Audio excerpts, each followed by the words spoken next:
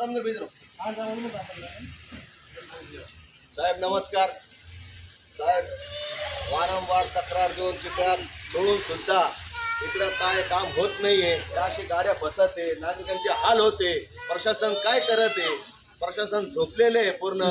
साहेब आज जर असं वाटत आम्ही आंदोलन केले, आता काय करावा आम्ही? तुम्ही उत्तर द्या. आमचा एक एवढं चिक्कड आहे, शांतीनगरचा रोड आहे, पूर्ण लोकांचे व्यवसाय, दवाखाने, तरी सुद्धा इकडे काम होत नाहीये.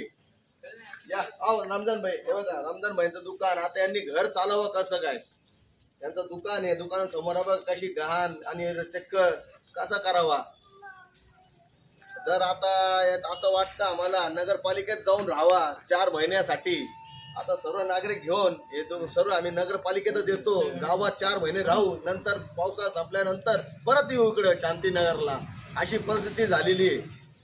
लवकर लवकर जर काम नाही झालं तर तीव्र आंदोलन करू आम्ही.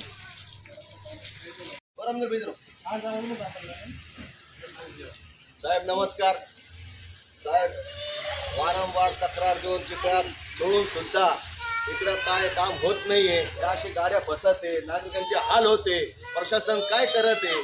प्रशासन झोपलेले आहे पूर्ण. साहेब आज जर असं वाटत आम्ही आंदोलन केले, आता काय करावा आम्ही? तुम्ही उत्तर द्या. आमचा एक एवढं चिक्कड आहे, शांतीनगरचा रोड आहे, पूर्ण लोकांचे व्यवसाय, दवाखाने, तरी सुद्धा इकडे काम होत नाहीये. या रमजान भाई, हे बघा रमजान भाईंचं दुकान, आता यांनी घर चालवं कसं काय? त्यांचं दुकान आहे, दुकानासमोर बघ कशी घाण आणि चक्क कसा करावा? जर आता असं वाटतं आम्हाला नगरपालिकेत जाऊन राहावा 4 महिन्यासाठी. आता सर्व नागरिक घेऊन येतो, सर्व आम्ही नगरपालिकेतच येतो. गावात 4 महिने राहू, नंतर पावसाळा संपल्यानंतर परत येऊ इकडं शांतीनगरला. अशी परिस्थिती झालेली आहे. लवकर लवकर जर काम नाही झालं तर तीव्र आंदोलन करू आम्ही. रमजान भाई,